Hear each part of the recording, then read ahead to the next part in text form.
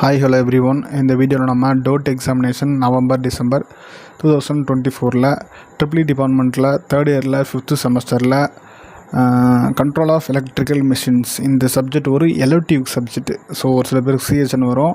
So elective சப்ஜெக்டான இந்த control of electrical மிஷின்ஸுக்கு முக்கியமான 14 mark questions வீடியோவை இப்போ நம்ம பார்க்க போகிறோம். ஸோ அதுக்கு முன்னாடி இந்த கண்ட்ரோல் ஆஃப் எலக்ட்ரிக்கல் மிஷின் சப்ஜெக்ட்டுன்னு ஒரு பிளேலிஸ்ட்டு நம்ம சேனலில் க்ரியேட் பண்ணியிருக்கோம். அதில் பார்த்தோம்னா இது சப்ஜெக்ட்டுக்கு ரிலேட்டடான சப்ஜெக்டில் இருக்க கொஸ்டின்ஸ் எல்லாத்துக்குமே நம்ம வந்து வீடியோ பண்ணி போட்டிருக்கோம். ஒவ்வொரு வீடியோவும் பார்த்தோம்னா கிட்டத்தட்ட ஒரு 8 நிமிஷம் 9 நிமிஷம் தான் வரும். ஸோ இது வரைக்கும் நீங்கள் புதுசாக எந்த கொஸ்டினுமே படிக்கலனாலும் இல்லை உங்கள் காலேஜில் ஏதோ ஒரு சுச்சுவேஷனில் நடத்தலைனாலும் நீ இதை பார்க்கலன்னா நான் போட்டிருக்க வீடியோ ஒரு முறை பார்த்துட்டு சர்க்யூட் டயக்ராமை போட்டு பார்த்தாலே உங்களுக்கு வந்து இந்த எக்ஸ்ப்ளனேஷன்லாம் நான் கொடுத்தது எதனாலே உங்களுக்கு மார்க் கிடச்சிரும். ஸோ கண்டிப்பாக உங்களுக்கு யூஸ்ஃபுல்லாக இருக்கும். அந்த வீடியோஸ்லாம் ஒரு முறையாச்சும் நீங்கள் பாருங்கள். நான் சொல்லும்போது புரியாது, நீங்கள் வீடியோ பார்த்தா கண்டிப்பாக உங்களுக்கு புரியும், ஒரு தெளிவு ஒரு கிளாரிட்டி கிடைக்கும். ஸோ ஃபஸ்ட் யூனிட்டில் மேக்ஸிமம் இந்த எலக்ட்ரானிக் டைமர் சாலிட் செட்லேயே சிம்பிள் ஆன் ஆஃப் கண்ட்ரோல் அப்புறம் பார்த்தோம்னா அந்த பேஸ் ஃபெயிலியர் ரிலேட்டெலாம் வீடியோ போட்டிருக்கோம். செகண்ட் யூனிட் ஃபுல்லாகவே போட்டிருக்கோம். எல்லா ஸ்டார்டருக்குமே போட்டிருக்கோம்.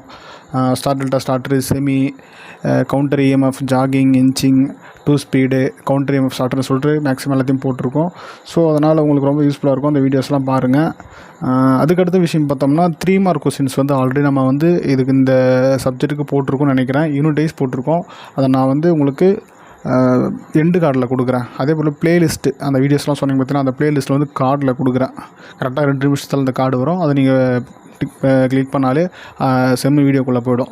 ஸோ ரைட், இதுதான் சொல்ல வேண்டிய விஷயம். அடுத்த விஷயம் பார்த்தோம்னா நீங்கள் 2 எக்ஸாம் முடிச்சுட்டு இருப்பீங்க. எம்சி முடிச்சிட்டிங்க, அப்புறம் பார்த்தோம்னா ஜிடிஎஸ் முடிச்சுட்டு இருப்பீங்க. 2 பேப்பருமே ஓரளவுக்கு வந்து ஈஸியாக தான் கேட்டாங்க. உண்மையாக சொல்லணும்னா ஜிடிஎஸ் நார்மலாக இருக்கும் எப்பயுமே சரி. எம்சி வந்து நீங்கள் தான் பயப்படுவீங்க, கொஸ்டின் கஷ்டமாக கேட்பாங்க. நான் கன்ஃபார்மாக கொஸ்டின் எம்சி வந்து கஷ்டமாக கேட்கவும் மாட்டாங்க, ஈஸியாக தான் கேட்பாங்க. அதே போல் கஷ்டமாக கேட்டாலும் மார்க் நல்லா போடுவாங்க. அதனால் எம்சி வந்து ஈஸியாக பாஸ் ஆகிடலாம். ஸோ அடுத்து பார்த்தோம்னா நீங்கள் கான்சன்ட்ரேஷன் பண்ண வேண்டிய சப்ஜெக்ட் வந்து கண்ட்ரோல் ஆஃப் எலக்ட்ரிக்கல் மிஷின்ஸ். மற்ற சப்ஜெக்டை விட இது ஈஸியான்னு கேட்டிங்கன்னா ஈஸியாக தான் இருக்கும். ஆனால் கொஸ்டின் பேப்பர் டஃப்பாக தான் வரும். அது ஏன்னு தெரியாது. எப்பயுமே 2-3 வருஷமாக இந்த கண்ட்ரோல் ஆஃப் எலக்ட்ரிக்கல் மிஷின்ஸ் வந்து சப்ஜெக்ட்டு டஃப்பாக தான் கேட்டுட்ருக்காங்க எலக்டிவ் பேப்பரை. ஸோ அதனால் நீங்கள் வந்து நம்ம எதிர்பார்க்குற கொஸ்டினே வராது. ஸோ நம்ம டஃப்னு சொல்ல வரல, சப்ஜெக்ட் ஓரளவுக்கு ஈஸியாக தான் இருக்கும். நம்ம circuit diagram, single line diagram போட்டு ஒப்பேத்திடலாம். ஆனால் நம்ம எக்ஸ்பெக்ட் பண்ணுற கொஸ்டினே கேட்க மாட்டோம், புதுசாக கேட்பாங்க. அதனால் நீங்கள் வந்து இந்த எல்லா கொஸ்டின்ஸும் வந்து அட்டன் பண்ண பாருங்கள். மேக்ஸிமம் 3 மார்க் எல்லாமே ஈஸியாக கேட்பாங்க. ஏன்னா வந்து இதில் இப்போயே சொல்கிறேன் 14 மார்க் கண்டிப்பாக நீங்கள் படிக்காத கொஸ்டினை தான் கேட்பாங்க. நான் சொல்லாத கொஸ்டின் கூட கேட்க வாய்ப்பு இருக்குது அதிகமாக. ஸோ அதனால் எல்லா கொஸ்டின்ஸும் அட்டன் பண்ணுங்கள். 3 மார்க்கு லிமிட்டடாக தான் இருக்கும். ஆனால் ஒவ்வொரு யூனிட்டுக்குமே 7-8 3 மார்க் தான் இருக்கும். அது நீங்கள் படித்தாலே எல்லா 3 மார்க்குமே அட்டன் பண்ணுற மாதிரி இருக்கும் செம்மில். நீங்களே நாளைக்கு வந்து சொல்லுவீங்க பாருங்கள் எப்படின்னு கமெண்டில். 3 மார்க் ஈஸியாக இருந்துச்சு, 15 மார்க் 14 மார்க் கஷ்டமாக இருக்குன்னு சொல்லிட்டு. அதனால் 14 மார்க் நம்புறதோட 3 மார்க் நம்புங்க. ஓகே ரைட், அடுத்த விஷயம் முடிஞ்சிச்சு. ஸோ இது எப்படி ப்ரெசன்டேஷன் பண்ணலாம் பார்த்தோம்னா, இந்த செம்மு சப்ஜெக்டில் பாஸ் ஆகணும்னா கன்ஃபார்மாக நீங்கள் வந்து இந்த சர்க்யூட் டயக்ராம்லாம் வந்து தப்பாக இருக்கோ ரைட்டாக இருக்கோ நீங்கள் வந்து டயக்ராமாக ட்ரா பண்ணுங்கள். 100% யாராலுமே கரெக்டாக போட முடியாது. இந்த ஸ்டார்டர் டயக்ராம்லாம் வந்து நம்மளுக்கு கன்ஃபியூஸ்டாக இருக்கும். ஸோ அதில் வந்து main contact, axial contact, ceiling contact எதுன்னு சொல்லிட்டு தெரியாது நம்மளுக்கு. ஸோ அதனால் வந்து தப்பு இல்லாமல் மேக்ஸிமம் வரைய பாருங்கள். அப்படி தப்பாக இருந்தாலும் நீங்களே வந்து அழிச்சு காட்டி கொடுத்துறாதீங்க. ஓரளவுக்கு வந்து போட்டு விடுங்க. எல்லாருமே அக்யூரேட்டாக இருக்குன்னு சொல்லிட்டு அப்படியே எதிர்பார்க்க மாட்டாங்க. எல்லா ஸ்டாஃப்மே ஈஸியாக பாஸ் ஆகலாம். எல்லா கொஸ்டினுமே அட்டன் பண்ணுங்கள். ஓகே, எல்லாருக்கும் all the best. All clear பண்ணிட்டீங்கன்னு நினைக்கிறேன். இந்த முறை பண்ணிட்டீங்கன்னா அடுத்த செமஸ்டர் நான் வந்து வீடியோஸ் போடுறேன், பாருங்க. ஓகே, கண்டென்ட்டுக்குள்ளே போயிடலாம். இப்போ ஃபஸ்ட் யூனிட் பார்க்கும்பொழுது ஃபஸ்ட் யூனிட்டில் பார்த்தோம்னா நம்ம வந்து 2 பார்ட்டாக கொஷின்ஸை பிரித்து கொடுத்துட்டோம். ஸோ ஃபஸ்ட்டு பார்ட்டு பார்த்தோம்னா இந்த electronic timer, solid state relay, interlocking system, அந்த simple motor on off control circuit, அந்த ரிமோட் கண்ட்ரோல் சர்க்யூட்டு. ஸோ இது 4த்துலேருந்து 1 தான் வரும். 4த்தில் 1 தான் வரும், 4த்தில் 2மே வராது. ஸோ அதனால் 4த்தில் ஒரு கொஷின் நீங்கள் கன்ஃபார்மாக வந்து படித்து வச்சுக்கோங்க. 4 கொஸ்டினை படித்து வச்சுக்கோங்க.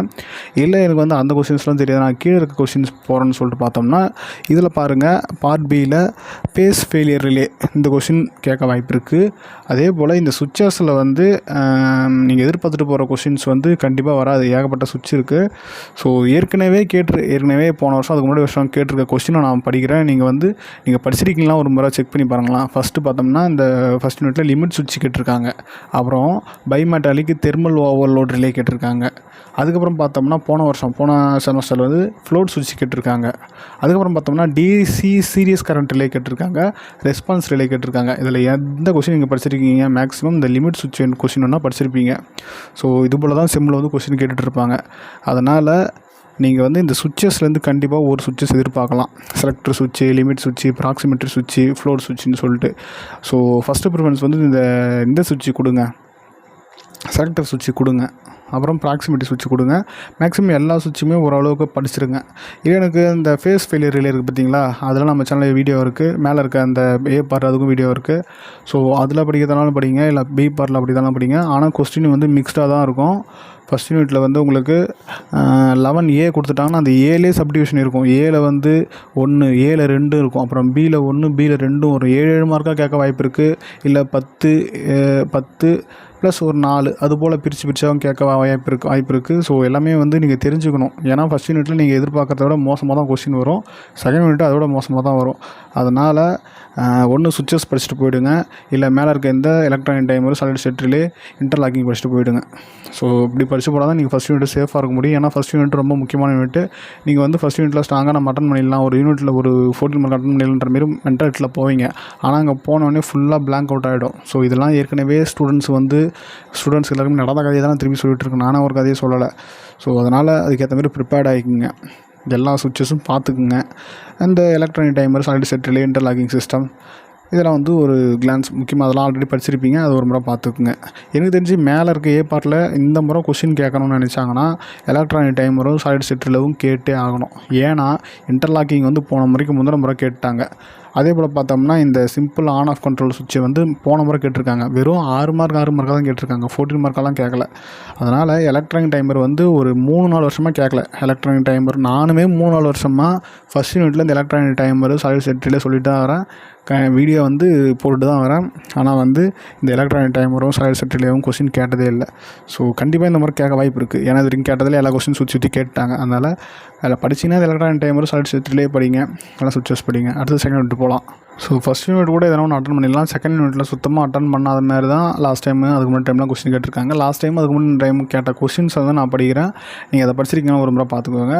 ஸோ பி பார்ட்டில் பார்த்தோம்னா சீரிஸ் ரிலே கேட்டிருக்காங்க, semi automatic starter, auto transformer starter. இதில் வந்து ஆட்டோ டிரான்ஸ்ஃபார்மர் ஸ்டார்டர் நீங்கள் கேள்விப்பட்டிருக்கலாம்.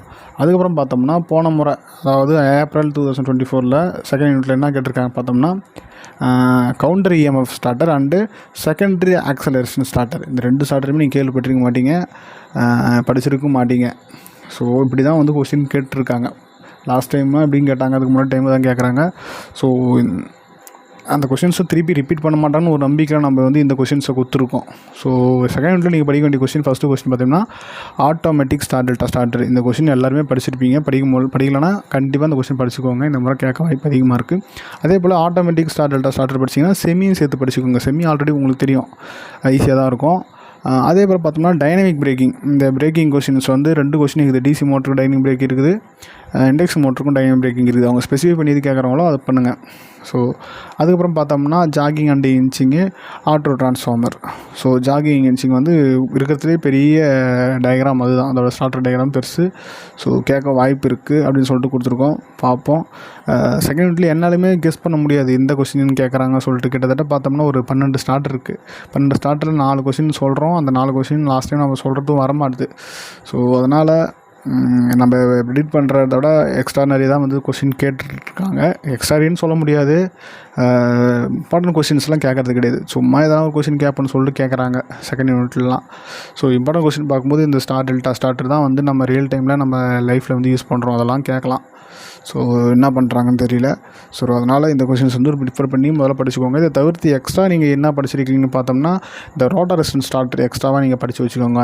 அதுக்கப்புறம் 2 ஸ்பீடு ஸ்டார்டர் இருக்குது பார்த்தீங்களா, அதை படித்து வச்சுக்கோங்க. அது ஒரு கிளான்ஸ் பார்த்துட்டு போங்க, ரொம்ப சேஃப்டியாக இருக்கும். அடுத்தது தேர்ட் யூனிட்டு. இந்த தேர்ட் யூனிட்டு சும்மாவே சொல்ல வேணாம், நிறைய பேர் டச்சே பண்ணியிருக்க மாட்டீங்க. ஸோ இந்த தேர்ட் யூனிட் ரொம்ப முக்கியமான யூனிட்டும் கூட. ஸோ இதுலேயும் ஈஸியான கொஸ்டின்ஸ் இருக்குது. ஈஸியான கொஸ்டின்ஸ் தான் வந்து எக்ஸாமுக்கும் கேட்டுட்ருக்காங்க. ஆனால் நிறைய பேருக்கு தெரிய மாட்டுது. 32 பசங்க வந்து அட்டனே பண்ண மாட்றாங்க. ஸோ ஃபஸ்ட்டு நீங்கள் படிக்க வேண்டிய கொஸ்டின் பார்த்தோம்னா, இந்த பேட்ரி ஆப்ரேட்டட் ட்ரக்கு இந்த கொஸ்டின் வந்து லாஸ்ட் டைம் முன்னாடி டைம் கேட்டாங்க. அதுக்கப்புறம் பார்த்தோம்னா இந்த trouble spot control circuit. So இந்த கொஸ்டின் வந்து ரொம்ப ரொம்ப ஈஸியாக இருக்கும். ஸோ ஒரு சர்க்யூட்டில் எந்தெந்த இடத்துல வந்து உங்களுக்கு என்ன சொல்கிறது ஃபால்ட் ஏற்படும் அப்படின்ற மாதிரி தான் தேரி கொஸ்டின் தான்.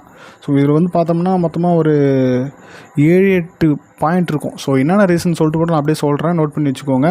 ஸோ நீங்கள் வந்து கண்ட்ரோல் சர்க்யூட் டயக்ராம் வரையும்போது அதில் ஃபியூஸ் வந்து ஃபால்ட்டாக வாய்ப்பு இருக்குது. அப்புறம் பார்த்தா ஃபியூஸ் போயிடும், ஃபியூஸ் போனால் கரண்ட் ஒழுங்காக ஃப்ளோ ஆகுது அப்படின்னு சொல்கிற மாதிரி சொல்லலாம். அதுக்கும் பார்த்தோம்னா கனெக்ஷன் லூஸாக இருந்தாலும் ஃபால்ட் ஏற்படும் அப்படின்னு சொல்கிறாங்க. அப்புறம் வந்து கான்டாக்ட் சரியில்லைனாலும் கூட உங்களுக்கு வந்து ஃபால்ட் ஏற்படும். அப்புறம் வந்து கரெக்டான ஒயரை வந்து கனெக்ட் பண்ணாமல் மாற்றி ஒயரை கனெக்ட் பண்ணாலும் ஃபால்ட் ஏற்படும். லோ வோல்டேஜ் வந்தாலும் ஃபால்ட்டு சீக்கிரமாக ஏற்படும். ப்ராப்பராக வந்து கிரவுண்டிங் பண்ணலனாலும் ஃபால்ட் ஏற்படும். அதுக்கப்புறம் பார்த்தோம்னா மெயின்டெனன்ஸ் ஒழுங்காக பண்ணலனாலும் ஃபால்ட் ஏற்படும். ஸோ இதுதான் இந்த ட்ரபிள் ஸ்பாட் கண்ட்ரோல் சர்க்யூட்டோட ஆன்சர். ரொம்ப ஈஸியான கொஸ்டின், தேரி கொஸ்டின். ஃபஸ்ட்டு இந்த ட்ரபிள் ஸ்பாட் கூட படிச்சுக்கோங்க. ஸோ இந்த ட்ரபிள் ஸ்பாட் வந்து லாஸ்ட்டு இயருக்கு முன்னாடி இயர் கேட்டிருக்காங்க, ரெகுலர் எக்ஸாமில் கேட்டிருக்காங்க. ஸோ அதனால் அதை பார்த்துக்கோங்க. பேட்ரி ஆப்ரேட்டட் ட்ரக் அதுவும் பார்த்துக்கோங்க. அதுக்கப்புறம் வந்து ஃபெமிலியரான கொஸ்டின் தான், எல்லாருக்குமே தெரியுமே. எல்லாருமே வந்து ஆட்டோமேட்டிக் வாட்டர் பம்பை படிச்சிருப்பீங்க. ஸோ ப்ராக்டிக்கலும் செஞ்சுருப்பீங்க. ஸோ அந்த கொஸ்டின் வந்து போன முறையும் கேட்டாங்க, அதுக்கு முன்னாடி முறையும் கேட்குறாங்க, அதுக்கு முன்னாடி முறையும் கேட்டாங்க, அதுக்கு முன்னாடி முறையுமே கேட்டாங்க. அதனால் ரிப்பீட்டடாக கேட்டுகிட்டே இருக்காங்க இந்த ஆட்டோமேட்டிக் வாட்டர் பம்பை. ஸோ கேட்டால் லக்கு, ஈஸியாக எழுதி பாஸ் ஆகலாம் நீங்கள். ஸோ ரிப்பீட்டடாக கேட்குறதால கேட்காம கூட இருக்க வாய்ப்பு இருக்குது. அதனால் வாட்டர் பம்பை மட்டும் நம்பிட்டு போகாதீங்க. Battery operated truck trouble spot படிச்சுப்பாங்க. அதுக்கப்புறம் இந்த பிளானர் மிஷின் ஒரு கிளான்ஸ் பார்த்து போங்க. ஃபஸ்ட்டு கொஸ்டினே உங்கள் புக்கை திறந்தோன்னே அதான் 32 பிளானர் மிஷின். அப்புறம் ஸ்கிப் வாய்ஸ்ட் படிச்சுட்டு போங்க. பிளானர் மிஷின், ஸ்கிப் வாய்ஸ்ட் எல்லாமே நம்ம சேனலில் வந்து வீடியோ போட்டிருக்கோம். அதை பார்த்தா உங்களுக்கு ஓரளவுக்கு புரியும் அது கான்செப்ட் என்னென்னு. இதை தவிர்த்து பார்த்தோம்னா கன்வேயர் இருக்கும், கன்வேயர் லிஃப்ட்லாம் இருக்கும், ஹீட்டர்ஸ்லாம் இருக்கும். ஸோ யாருன்னா வந்து கன்வேயர்லாம் படிச்சிங்கன்னா ரொம்ப எக்ஸலண்ட்டான ஸ்டூடெண்ட்ஸாக வந்து இந்த கன்வேயர்லாம் படித்து வச்சுருப்பீங்க. ஸோ கண்டிப்பாக வந்து நீங்கள் படிச்சிருந்தால் அது கன்வேயர் கேட்குறதுல ஏன்னா ரொம்ப டிஃபிகல்ட்டான கொஷின்றதால இது வரைக்கும் கேட்காமலே இருந்துட்டாங்க. மேபி கேட்கவும் வாய்ப்பு இருக்குது. நீங்கள் ஆல்ரெடி படிச்சிங்கன்னா அந்த கொஷின்ஸ் வந்து ஒரு கிளான்ஸ் பார்த்துக்கோங்க. நான் வந்து இந்த கொஷின் வராதுன்னு சொல்கிறதால அது வராமல் கூட போய்டாதுன்னு சொல்ல முடியாது. கண்டிப்பாக கேட்கவும் வாய்ப்பு இருக்குது. ஸோ ஈஸியான கொஷின் தான் நான் சொல்லிகிட்டு இருக்கேன். ஸோ கஷ்டமான கொஷின் எல்லாருமே சொல்லிடலாம். ஸோ அதனால தான் வந்து இந்த கொஸ்டின்ஸ் கொடுத்துட்ருக்கேன். இது தான் ரிப்பீட்டடாக கேட்குறாங்க. இப்போ ரொம்ப கஷ்டமான கொஸ்டின்லாம் 32 கேட்குறதில்ல. அதான் இது ஃபஸ்ட்டு ப்ரிஃபரன்ஸ் பண்ணுங்கள். அதுக்கப்புறம் வந்து பிளானர் மிஷினு அந்த கன்வேயர்லாம் பார்த்துக்கோங்க. ஸோ இதான் வந்து 32. உண்மையை சொல்லணும்னா இந்த செம்மு சப்ஜெக்ட்லேயே ரொம்ப ஈஸியான யூனிட் எதுன்னு பார்த்தோம்னா 4th யூனிட் தான். ஆனால் பாதி காலேஜில் இந்த 4th யூனிட் நடத்திருக்க மாட்டாங்க. அப்படி நடத்திருந்தாலும் பசங்க வந்து ப்ராப்பராக இந்த 4th யூனிட்டை படிச்சிருக்க மாட்டாங்க. ஃபஸ்ட் யூனிட், செகண்ட் யூனிட்டில் படிச்சுட்டு அப்படியே உட்காந்துருப்பாங்க. ஸோ ஃபஸ்ட் யூனிட் நீங்கள் படிக்கலனாலும், செகண்ட் யூனிட் படிக்கலனாலும், தேர்ட் யூனிட் நீங்கள் படிக்கலனாலும் 4th யூனிட் 5th யூனிட்டும் படித்தா பாஸ் ஆகிடலாம். ஸோ இதான் விஷயமே. இதில் பார்ட் ஏ இருக்குது பார்த்தீங்களா, பார்ட் ஏல 3 கொஸ்டின் கொடுத்துருக்கேன், பார்ட் பியில் 2 கொஸ்டின் கொடுத்துருக்கேன். ஸோ இதில் நீங்கள் பார்ட் ஏல 3 கொஸ்டின் படிச்சுட்டு போனீங்கன்னா கண்டிப்பாக ஒரு கொஸ்டின் வந்துடும். ஸோ ஃபஸ்ட்டு கொஸ்டின் பார்த்தோம்னா பிஎல்சி ஸ்கேனு. ஸோ இதில் 3 டைப் ஸ்கேன் இருக்குது பார்த்தீங்களா, அதுதான் இந்த கொஸ்டின் வந்து கேட்கல. லாஸ்ட் டைம் வந்து நடந்த எக்ஸாமில் பார்த்தோம்னா இந்த பிளாக் டயக்ராம் ஆஃப் பிஎல்சி கேட்டிருக்காங்களா, எல்லாமே படிச்சுட்டு இருப்பீங்க அந்த கொஸ்டின். அதுக்கப்புறம் முன்னாடி எக்ஸாம் பார்த்தோம்னா பிஎல்சி மெமரி ஆர்கனைசேஷன் இந்த கொஸ்டின் கேட்டிருக்காங்க. அதனால் இந்த பிஎல்சி ஸ்கேன் வந்து அதுக்கு முன்னாடி தான் கேட்டாங்க. அதனால் இந்த முறை பிஎல்சி ஸ்கேனை எதிர்பார்க்கலாம். அப்படி இல்லைன்னா PLC block diagram, PLC memory organisation, இது 3 தான் ரிப்பீட்டடாக கேட்டுகிட்டே இருக்காங்க. இதை தவிர்த்து வெளியெலாம் போகிறதில்ல. அதனால் கன்ஃபார்மாக ஒரு கொஸ்டின் அட்டன் பண்ணிடலாம் 4th யூனிட்டில். இந்த 3 கொஸ்டின் படித்தா ஒரு கொஸ்டின் கன்ஃபார்ம் வந்துடும். ஸோ 3 கொஸ்டினில் நீங்கள் வந்து சாய்ஸ் விட்டு படிக்காதீங்க, 3 கொஸ்டின் படிச்சுக்கோங்க. ரொம்ப ஈஸியாக தான் இருக்கும் பிஎல்சி ஸ்கேனு, அப்புறம் பிளாக் டயக்ராம்லாம். ஸோ அதுக்கப்புறம் பார்த்தா மெமரி ஆர்கனைசேஷன் ஒரு 4 பிளாக் 5 பிளாக் தான் வரும். ஈஸியாக தான் இருக்கும். அதனால் பார்த்துக்கோங்க. அதையுமே இதை தவிர்த்து நீங்கள் எக்ஸ்ட்ரா படிச்சிருப்பீங்க, இன்புட் மாடல், அவுட்புட் மாடல் என்ன படிச்சிருந்தீங்கன்னா அதையும் படிச்சுக்கோங்க. அதுவும் வந்து ஒரு முறை கேட்டிருக்காங்க. ஸோ பார்த்துக்கோங்க. 4th யூனிட்டை எக்காரணத்தை கொண்டும் நீங்கள் வந்து விட்டுட்டு வரவே கூடாது, படிக்காமல் போகக்கூடாது. செம்மு சப்ஜெக்ட் வந்து உங்களுக்கு மண்டேல வந்து ஃபஸ்ட் யூனிட் வருதோ, செகண்ட் யூனிட் வருதோ, தேர்ட் யூனிட் வருதோ, 4th யூனிட் நீங்கள் உட்காந்து படிச்சிங்கன்னா கண்டிப்பாக நீங்கள் ஒர்க்அப் பண்ணிடலாம். ஸோ பாருங்கள். அடுத்தது 5th யூனிட். இந்த 5th யூனிட்டில் என்ன காமெடி நம்ம பண்ணுறாங்க, இந்த ஸ்கேடா கொஸ்டின் இருக்குது பார்த்தீங்களா, இந்த ஸ்கேடா கொஸ்டினும் டிஃப்ரெண்ட் ப்ரோக்ராமிங் லாங்குவேஜ் 5th யூனிட்டை திறந்தாலும் இந்த கொஸ்டின் தான் ஃபஸ்ட்டு வரும். அந்த கொஸ்டினும் லாஸ்ட் டைமும் கேட்டாங்க, அதுக்கு முன்னாடி டைமும் கேட்டாங்க.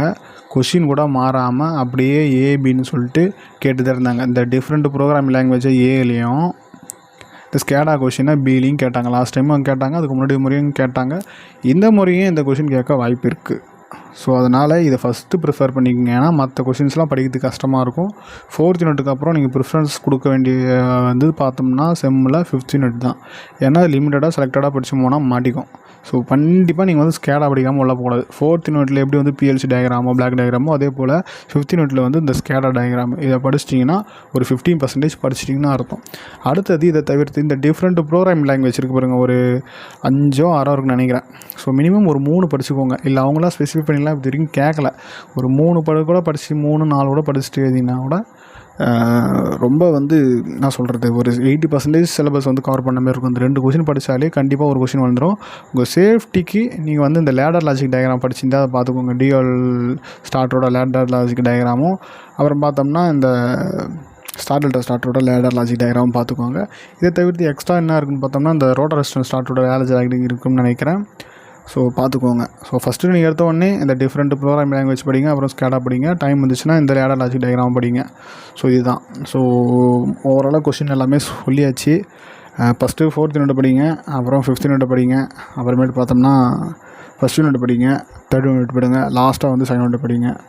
வழக்கம் சொன்ன போல் எல்லா வீடியோஸும் நம்ம சேனலில் இருக்குது, அதை பார்த்து ரெஃபர் பண்ணிக்கோங்க. ப்ளேலிஸ்ட்டை கொடுக்குறேன். அதே போல் எண்டு கார்ட்லேயும் வந்து 3 மார்க் கொஸ்டின் படிக்கிறேன். 3 மார்க்கை நீங்கள் வந்து எம்சிக்கு படித்ததை விட ஜிடிஎஸை படிச்சதை 3 மார்க்கு ரொம்ப கம்மியாக தான் இருக்கும். 3 மார்க்கை மிஸ் பண்ணாதீங்க. 3 மார்க் வீடியோ பாருங்கள். ஸோ ரொம்ப யூஸ்ஃபுல்லாக இருக்கும் உங்களுக்கு. வேறு எதுவும் இல்லை. ஸோ எல்லாருக்கும் ஆல் தி பெஸ்ட். எல்லாம் ஆல் கிளியர் பண்ணுங்கள். அடுத்தடுத்த சப்ஜெக்ட்டுக்கு நானும் வந்து சீக்கிரமாக வீடியோ போட ட்ரை பண்ணுறேன். ஏன்னா கரண்ட் எக்ஸாம்லாம் முடிஞ்சிடுச்சு, 2nd இயருக்கு முடிஞ்சிச்சு, 3rd இயருக்கு முடிஞ்சிச்சு. இன்னும் வந்து 4th செமஸ்டர் அரியர் பேப்பர் தான் இருக்கும். ஸோ கொஞ்சம் பர்சனல் ஒர்க் இருக்கிறதுனால சீக்கிரமாக வீடியோ போட முடியல. ஸோ இப்போ டைம் என்னன்னு பார்த்தோம்னா டைம் வந்து கரெக்டாக 12:11 இப்போ தான் வீடியோ போடுறேன். வீடியோ வந்து எடுத்துகிட்ருக்கேன். ஸோ இது எடிட் பண்ணி வந்து அப்லோடு பண்ணுறதுக்குள்ளே எப்படியும் வந்து இன்னொரு 1 hour ஆகும். ஸோ அதனால் பிஸி ஷெட்யூல் தான் நானுமே உங்களுக்கு வீடியோ போட்டுட்ருக்கேன். அது தப்பாக நினச்சிக்காதீங்க. இதுக்கப்புறம் மேக்ஸிமம் வீடியோ வந்து சீக்கிரமாக போட ட்ரை பண்ணுறேன். அடுத்த செமஸ்டருக்கான வீடியோஸ் வந்து ஆல்ரெடி நம்ம சேனலில் இருக்குது. ஜிடிஎஸ் சப்ஜெக்ட்டுக்கு எல்லா சப்ஜெக்ட்டுமே நான் வந்து அப்டேட் பண்ண ட்ரை பண்ணுறேன். ஸோ சேனலை சப்ஸ்கிரைப் பண்ணி வச்சுக்கோங்க. வீடியோ பிடிச்சிருந்தா வீடியோவுக்கு லைக் கொடுத்துருங்க. உங்கள் ஃப்ரெண்ட்ஸுக்கும் இந்த வீடியோ ஷேர் பண்ணுங்கள். உங்கள் கிளாஸ் குரூப்பில் ஷேர் பண்ணுங்கள். உங்கள் ஸ்டாஃப் யாருன்னா இருந்தாங்கன்னா அவங்ககிட்டையும் கேட்டு கிளாரிட்டி கேட்டு இந்த கொஸ்டின்லாம் படித்தா போதுமா சார்னு கேட்டுக்குங்க. ஸோ யாருன்னா அரியர் வச்சுருந்தா அந்த ஸ்டூடெண்ட்ஸுக்கும் ஷேர் பண்ணுங்கள், அவங்களுக்கும் ஹெல்ப்ஃபுல்லாக இருக்கட்டும். ஸோ மீண்டும் ஒரு நல்ல வீடியோவில் சந்திப்போம். நன்றி, வணக்கம்.